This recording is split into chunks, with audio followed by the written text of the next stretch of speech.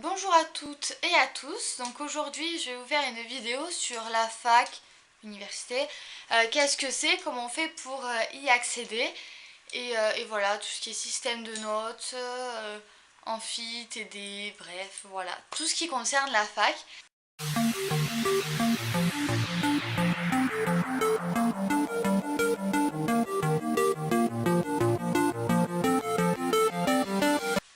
Donc la fac, université, donc déjà ça veut dire exactement la même chose, hein, fac, université.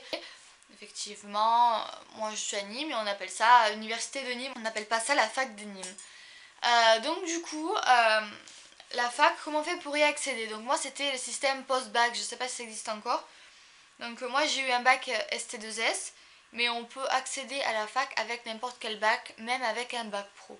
Si vous n'avez pas un bac mais un CAP, ou autre chose d'ailleurs, hein, je connais pas tout, il va falloir que vous passiez un diplôme universitaire pour pouvoir accéder et rentrer à l'université qui va durer un an. Donc en fait une remise à niveau pour pouvoir après accéder à l'université. Donc moi je suis dans la fac, une des plus petites ou la plus petite de France, hein, donc du coup ça va peut-être être, plus pas exactement comme les autres facs, hein, mais je vous parle vraiment en général. Qu'est-ce qu'une fac et puis ben justement si un jour vous allez en fac, vous me direz en commentaire si c'est exactement pareil qu'à Nîmes ou pas du tout.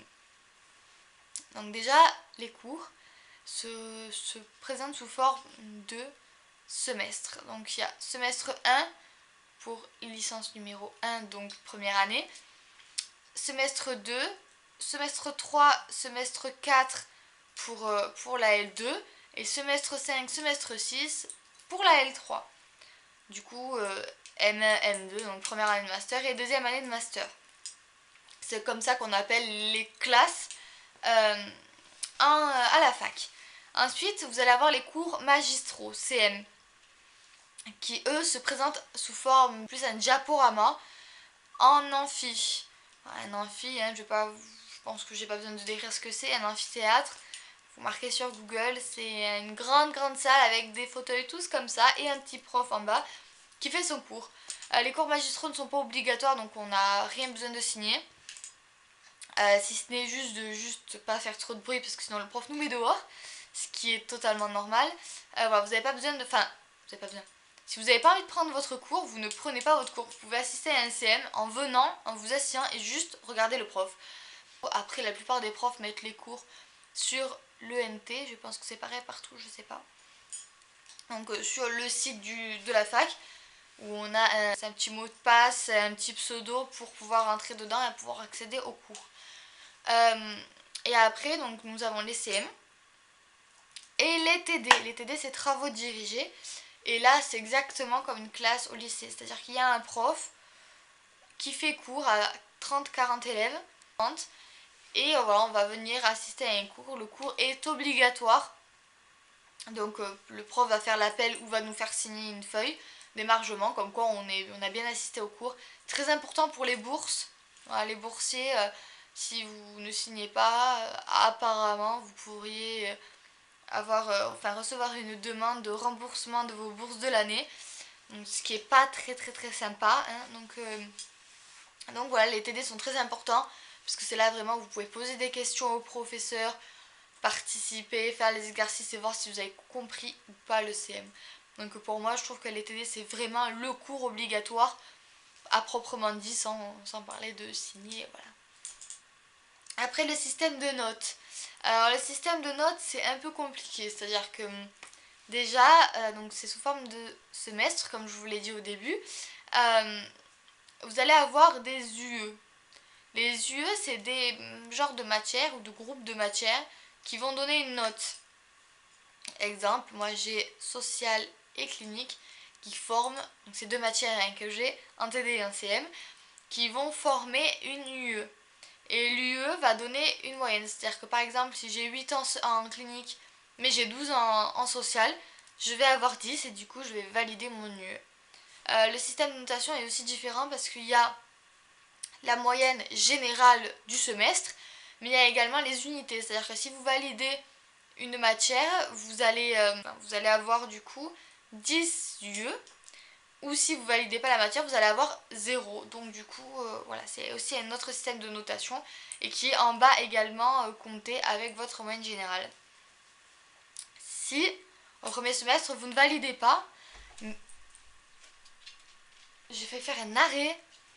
Exemple, si au premier semestre vous avez 9 et qu'au deuxième semestre vous avez 11, vous validez votre année parce qu'il y a un système de compensation, c'est-à-dire que voilà, en fait, si au premier semestre vous n'avez pas la moyenne mais qu'au deuxième vous l'avez, ben du coup, enfin, si vous avez plus pour faire 10 en fait, c'est comme une moyenne mais sur les 2 semestres. Après, vous avez, bien sûr, ça peut marcher dans l'autre sens, c'est-à-dire que vous validez pas le deuxième et que vous validez le deuxième, vous validez pas le premier mais que vous validez le deuxième, ben, si vous avez par exemple 9 et 11, ce qui se compense, du coup vous validez votre année. Si par malheur vous n'arrivez pas à valider votre année, vous allez aller au rattrapage.